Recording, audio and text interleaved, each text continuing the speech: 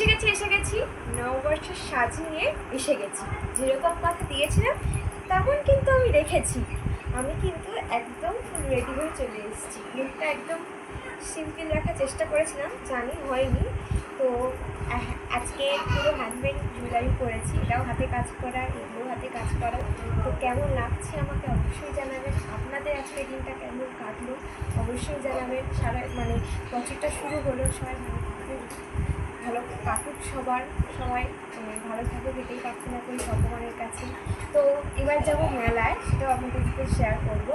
তো প্রচুর ভিড়, এখন বাজে 9টা, আমি এখনই বেরোবো।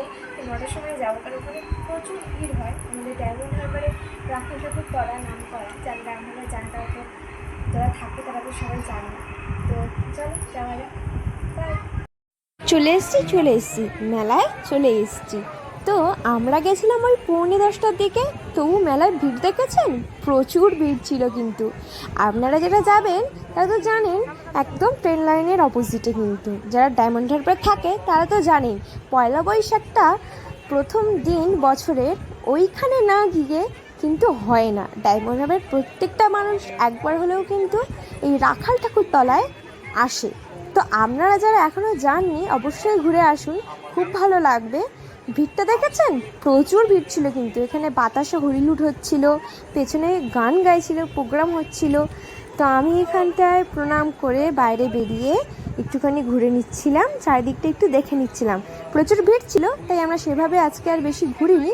আমরা অন্যদিন আবার যাব, যদি কিছু কেনাকাটা থাকে। সেরকম কিছু আমরা বাড়ি থেকে অতটা কিনি না, তবুও যদি কিছু ভালো লাগে। আমি এখানে একটু প্রণাম করে নিচ্ছিলাম, বাড়ি থেকে এসেও দাঁড়িয়েও। তো ভিড় ছিল, আমার আর মার ভিড়টা অতটাও পছন্দ না। যাই হোক, এখানে দেখছিলাম বাতাস হরিলুট হচ্ছিল। তো এখানে খুব তাড়াতাড়ি এখান থেকে বেরিয়েও গেছিলাম আমরা। তো দেখতে পাচ্ছেন তো, আহা কি সুন্দর মেলা। আপনারা যারা যেতে চান চলে যাবেন, কিন্তু খুবই ভালো লাগবে। সকালবেলা এখানে আরও সুন্দর পরিবেশ হয়ে থাকে। গোপাল দেওয়া, গোপাল পুজো করা, পায়েস রান্না করা। তো ডায়মন্ড হারবার মানুষের দুটো জিনিস, মেলা আর বড় নদীর পার। যারা আছে তারা তো জানেনই। তো এখানে চলে যাচ্ছিলাম ওই দিকটা, একটু রাস্তার দিকে দেখতে যে কি বসেছে না বসেছে। তো মা কিন্তু আমার এখানে ক্যামেরা ধরে দিচ্ছিল। আমি চারপাশটা একটু ঘুরু করে নিচ্ছিলাম। বছরের প্রথম দিন সবার ভালো কাটুক, ভালো থাকুক, সবাই ভালো থাকুক, সুস্থ থাকুক, ঠাকুরের কাছে এই প্রার্থনাই করি। আপনারাও প্রার্থনা করুন যাতে আমরা ভালো থাকতে পারি।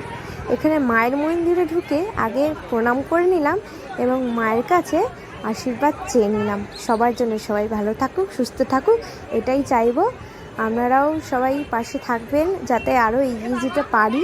তো আমি জানি না কতটা কি করতে পারি, তবু চেষ্টা করি সব কিছু করার। তো এখানে মাকে ভালো করে প্রণাম করে নিয়ে এখানে আমি বেরিয়ে আসছিলাম। এবার যাব বাড়ি। চলুন, আমাদের সাথে পরে দেখা হবে। টাটা।